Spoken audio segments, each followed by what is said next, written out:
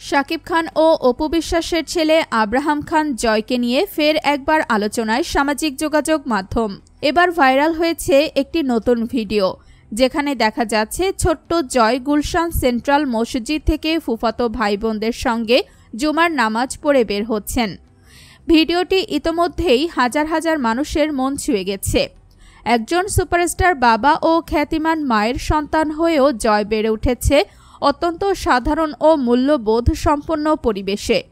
ইসলামের রীতিনীতি মেনে নামাজ আদায় করছে জয়, আর সেটি সবচেয়ে বড় প্রশংসার বিষয় হয়ে দাঁড়িয়েছে ভক্তদের কাছে।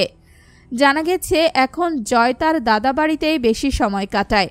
ধর্মীয় শিক্ষা এবং আদব কায়দায় তাকে গড়ে তুলতে বিশেষ ভূমিকা রাখছেন তার দাদা ও শাকিব খান নিজেই। ইতোমধ্যেই বেশ কিছু সূরা মুখস্থ করেছে জয়। নিয়মিত নামাজ পড়া শিখেছে দাদার কাছে। মাঝে মাঝে শাকিব খান নিজে ছেলেকে নিয়ে মসজিদে যান জুমার নামাজ আদায় করতে। ভিডিওতে জয়কে দেখে অনেকেই বলেছেন, এই সন্তান বড় হয়ে একজন সুন্দর মানুষই হবে, কারণ তার ভিত্তিটা গড়া হচ্ছে ধর্মীয় ও নৈতিক শিক্ষা দিয়ে।